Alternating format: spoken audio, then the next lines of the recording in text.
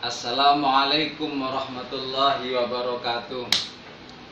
Bismillah, alhamdulillah. Senyampang dengan semakin dekatnya malam peringatan Maulidur Rasul Muhammad sallallahu alaihi wasallam, masih ada saja kelompok-kelompok tertentu yang mempertanyakan mengapa kita harus bersolawat. Ini kan ironis, tapi saya menyadari karena memang populasi masyarakat itu heterogen, sehingga walaupun sana sini sudah ada pencerahan-pencerahan tentang keagungan Nabi, namun kelompok-kelompok tertentu masih ada yang mempertanyakan mengapa kita harus sholawat. Tidak apa-apa, karena memang sekali lagi populasi kita ini cukup banyak, sehingga di situ masyarakatnya pun heterogen. Sehingga kami buat oret-oretan mengapa kita harus membaca sholawat. Satu yang harus kita garis bawahi, membaca sholawat adalah bagian dari perintah Allah. Ini yang paling penting. Puncak mengapa kita harus membaca sholawat, paling puncak because membaca sholawat perintah Allah. Ya ayyuhalladzina amanu shollu alaihi wasallimu taslima. Perintah Allah ini yang pertama. Yang kedua sampai ke-6 ini hanya bagian kecil, tapi yang pertama karena perintahnya Allah. Yang kedua, pembacaan sholawat pahalanya berlipat ganda. Tidak satu dua hadis yang menjelaskan ini. Bahkan pernah saya sampaikan kalau membaca sholawat tak ikhlas pun kita tetap mendapatkan pahala. Kesimpulan, pahala sholawat adalah berlipat ganda. Saya percepat. Yang ketiga, pembacaan sholawat bagian dari doa.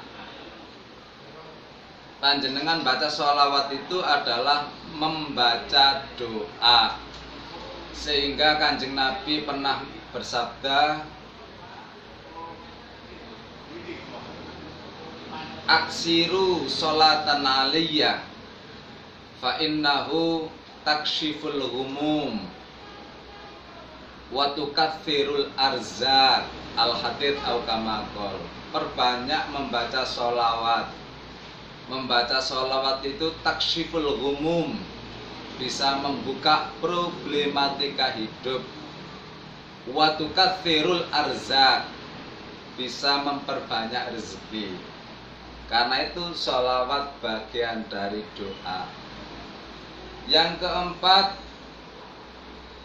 syafaatur Rasul, pertolongan Rasul baik di dunia lebih-lebih di akhirat.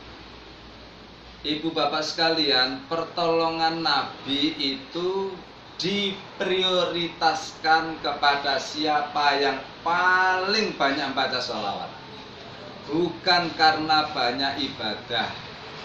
Sekali lagi, sholawat pertolongan Nabi akan diberikan kepada mereka yang paling banyak membaca sholawat, bukan karena banyak ibadah.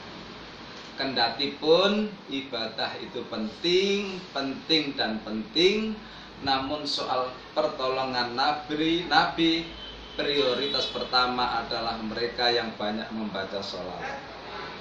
Yang kelima, kalau sudah bicara keagungan dan sayangnya, sudah tidak bisa disampaikan sampai kapanpun. Wes percayalah Bu, percayalah, kalau soal sayangnya Nabi kepada umatnya sudah nggak bisa dibayangkan. Sakaratul maut eling kita. Mana ada pemimpin yang ketika sakaratul maut ingat umatnya. Mana ada pemimpin dunia selain Nabi Muhammad yang ketika sakaratul maut ingat umatnya. Wes itu aja. Bahkan sampai besok di akhirat, di surga pun Nabi Muhammad tidak nyenyak tidurnya, tidak nyaman makannya ketika tetap melihat umatnya berada di neraka. Saya garis bawahi, sampai kapanpun kita tak akan menemukan garis finish keagungan Nabi. Sampai kapanpun kita tidak akan menemui garis finish sayangnya Nabi kepada kita. Yang paling akhir, kita harus cerdas. Ibadah kita yang kita banggakan itu ibadah apa? Coba kita renungkan ibadah kita yang bisa kita andalkan, kendaraan yang bisa kita tumpahi, yang bisa kita andalkan, kendaraan apa? Ibadah apa? Mau tidak mau, kita harus nunut. Sekali lagi, ibadah apa sih yang dapat kita banggakan? Sholat kita ya seperti itu, sedekah kita seperti itu, puasa kita ya seperti itu, membaca Al-Quran ya seperti itu. Mana ibadah yang dapat kita banggakan? Mari menjadi umat yang cerdas, menyadari ibadah kita di bawah KKM. Tapi bila kita nunut kepada Nabi, memperbanyak sholawat, kita berpegangan bajunya Nabi, insya Allah akan selamat dunia dan akhirat.